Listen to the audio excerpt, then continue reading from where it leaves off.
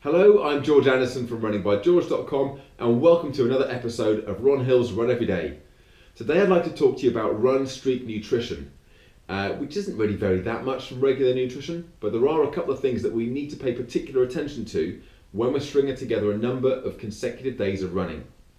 The first thing to consider is the carbohydrates.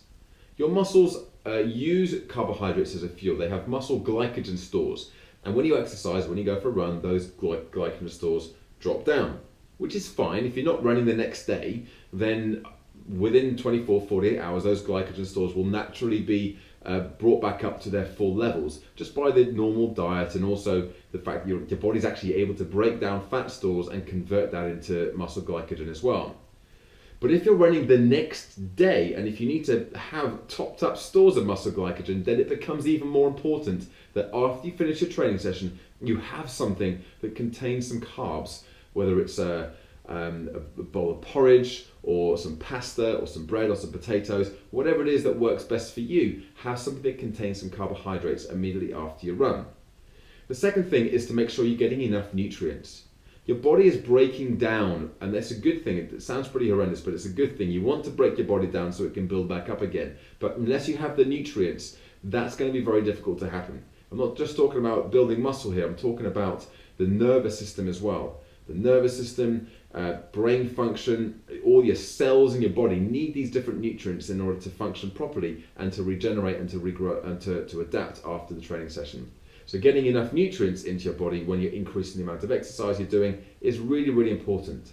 That leads straight onto protein as well. A lot of runners don't get enough protein in their diets because it's seen as something that only bodybuilders or people who are doing lots of weight training should be taking additional amounts of. But actually for runners, it's really important that we have protein in our diet as well, because it's exactly what happens when you run. You break down, you break those muscle fibers. Probably heard the expression that you cause microscopic tears to your muscle fibers and then they rebuild afterwards. Well, this is a good thing. It's a natural process. It's how we get faster and stronger. But unless you have the building blocks coming into your body with what you eat, the proteins from your food, then it's very difficult for the body to fully adapt and fully repair the damage that's been caused during the training session itself. So make sure you're getting nice lean cuts of meat, eggs, fish, nuts and seeds, plenty of vegetarian options as well if you go down the line of tofu and so on.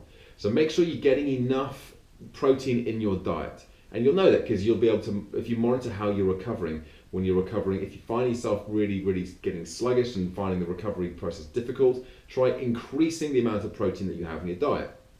The third thing that you really want to focus on as a runner, especially if you're on a running streak, is getting the right number of healthy fats into your diet.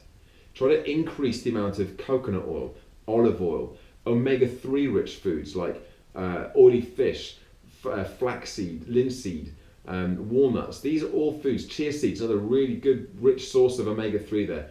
It's an anti-inflammatory oil, or fat rather, which is very important when you're running because you're causing this inflammation throughout your body. Again, a good thing. It's a natural acute inflammation, but you don't want that to turn into a chronic condition. So if you have a lot of inflammation in your body, you need to counter that with anti-inflammatory aids. And omega-3 is a really, really powerful way of doing that.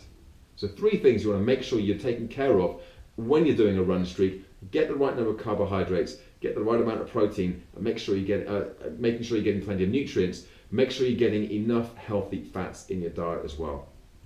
Thanks very much for watching this video. I'm George Anderson. Please feel free to share this with your friends. And if you haven't yet signed up to the Run Every Day Challenge, or you just want to check in, see how everybody else is getting on, click the link below, and I will see you on the next video. Bye for now.